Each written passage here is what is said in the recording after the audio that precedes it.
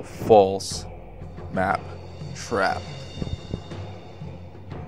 Hey guys, alright, so I figured this one we're going to be a little more interactive, only because this one needs a little more in-depth and there's not much stats I can give you on this one. Introduction. It starts off with your PCs entering a dungeon of your choice. They're cruising around, maybe 1, 2, 3 rooms in, eventful, eventless, however you want to lay it out. Now, somewhere in the early stages of your adventure, your PCs, they come across a dead warrior, either caught in a trap, dead because of a fatal wound. Whatever this guy or girl were killed by, their corpse lays in the corner or lays at the edge of a trap, something of that sort. Now, after a thorough search of the body, let's say DC 15, if they want to take their time, they can go through it like that. They come across a map. Now, it's not very often DMs give players a heads up of their dungeons, but let's say for this one, let's just say this is the entire map of our campaign or of this adventure. I will give my PCs this one little map, not fully detailed. Now what happens is I will put some of the secret areas on the map and stairways, doors, dimensions, the whole nine, like the whole layout, but not of the entire area. I'll leave some secret doors left out. I'll mention traps in certain areas and I'll forget to put traps in others on the map that I give them, just so they're still on their toes. I find this to be quite a delightful little play tool because over here in room 6, on my version of the map, we're going to have this as a major encounter. On their version of the map, what we're going to do is we're going to have that one room set up and called the treasure room. Now don't forget, they're finding this map on a dead body of another person that's been somewhere through it. You could even denote traps that were set off, or you can even have traps set off in like areas 1, 2, and 3, and when they get to area 4 they find the body. And on the map, area 1's trap is noted, area 2 trap, and even like little side notes, disassembled, or wow, that was a close one.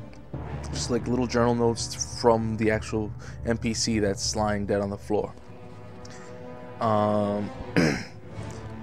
Depending on how you want to lay things out, you can either have this NPC recently deceased or been sitting there for a while, so it's a bag of bones and clothes and rusty armor and shields. You're the judge, you're the DM, so you determine that. But like I said, with this map, I like to give a decent layout, so I'll give, let's say, 75% of my dungeon. I won't mention secret doors, which leads into other areas. So for instance, right here, like room 16, that could be a secret entrance going into 16. Something that PCs will never know about until they venture there, so they may get only this much. And there's still all of that left to be discovered. So I mean, you can have fun with this. Like I said, planting or mentioning secret doors in some areas so they know what to expect, and then others you change the whole format.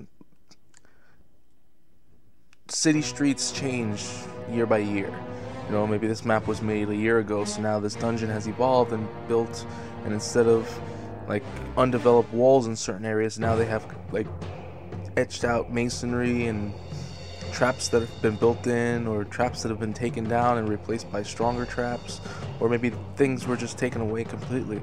That secret hatch is no longer there because they moved it over here, or if it does still exist, they can go down that little corridor, and what was once, let's say, the dwarven armory is now just a bunch of tables and anvils littering the floor covered in dust and spiderwebs.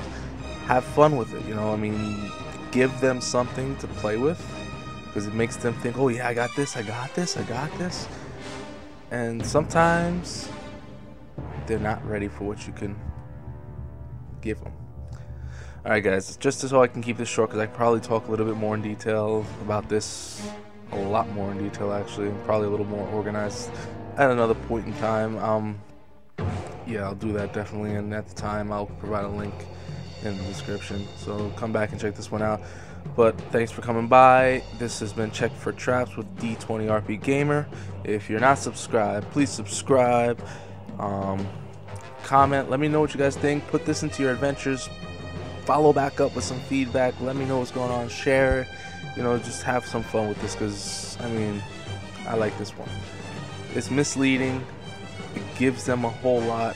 It makes them happy because, whoa, we have the layout. But then it still adds a twist and keeps them on their toes. Alright, that's enough time for today. Thanks for coming by, checking this out. D20RP Gamer out for this time, and check back in a few more days. We're working on some more traps, and yeah, we'll leave everything else for an update video. Peace.